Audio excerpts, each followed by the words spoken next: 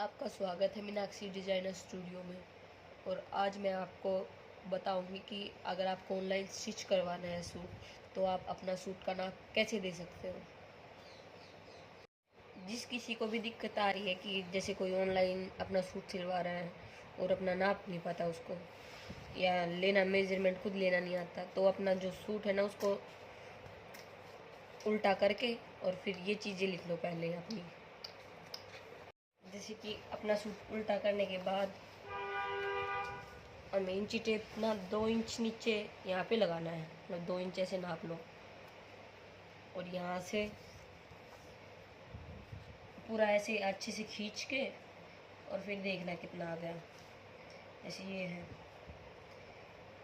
18.5 है, ये छाती का नाप 18.5। और फिर जैसे कि ये आ गया, ये कमर है 7 इंच या कैसे भी, जैसे जहाँ पे थोड़ा सा मुड़ा हुआ आया हुआ है ना, ये हाइट के ऊपर डिपेंड करती है। किसी की हाइट लंबी हो तो उसको थोड़ा नीचे चला जाएगा। और यहाँ तक नाप लो, फिर इसको ये ऐसे करके यहाँ तक नाप लो। ये 13 आया मेरा, जैसे 13 है और आधा इंच ऊपर चला गया तो 13.5 लगा लो। तो उसको यहाँ पे ऐसे लगा लो 13.5। और जो कमर का नाप है वो फिर ऐसे लेना है, जैसे यहाँ से थोड़ा मुड़ा हुआ है और यहाँ पे मुड़ा हुआ है 16.5। तो कमर 16.5 हुई। फिर हिप लेनी है हमें। हिप का तो ये सिर्फ आसान तरीका, यहाँ से इसको यहाँ से करके थोड़ा सा खींचते हुए, जैसे जितना आ रहा है ना, ये जैसे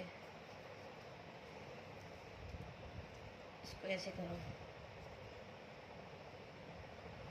ये 20.5 है।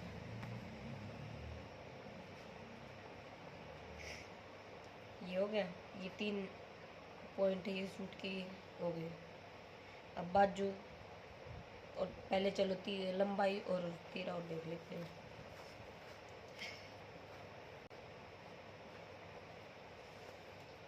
इसको बिल्कुल ऐसे जितना स्ट्रेच हो रहा है ना उतना करके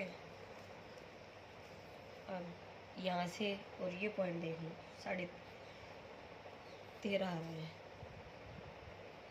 13.5। तो 13 ये 13.5 है इसका।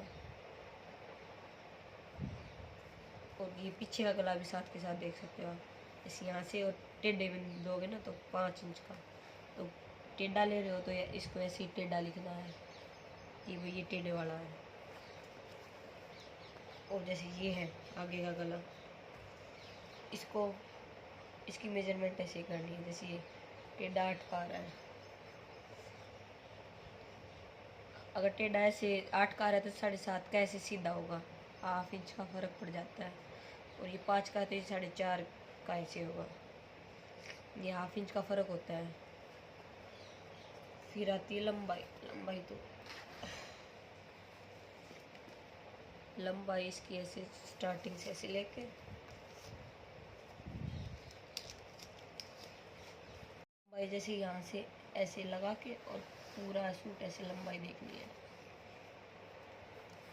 कोई सलवार की लंबाई वो अलग से नापना, कोई पैंट की लंबाई वो अलग से। ये 13.5 है, जैसे यहाँ तक मेरा।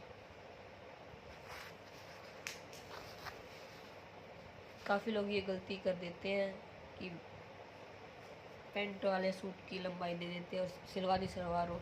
जैसे सलवार की लंबाई इसकी 39.5 वैसे लंबाई है तो पैंट वाले सूट की कम से कम 42 या 43 जाएगी।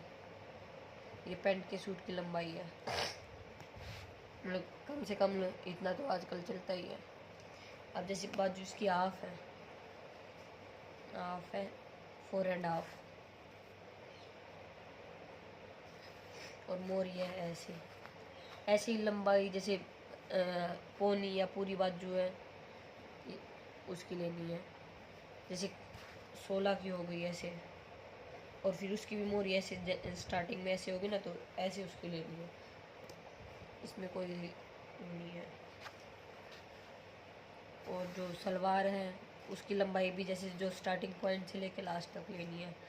और पाँचे जो आप बनवाते हो, पैंट की लंबाई भी अपनी स्टार्टिंग से जैसे सूट की ले रहे हैं ना यहाँ से, और यहाँ तक जितनी जाएगी ऐसे ही पैंट की लेनी है फिर। और मोरी पैंट की भी जैसे नीचे से नाप लो, और बेल्ट नाप लो, सलवार की भी बेल्ट नाप लो, और ये जो है जो पैंट की बेल्ट है वो भी नाप लो, उसकी लंबाई बता दो।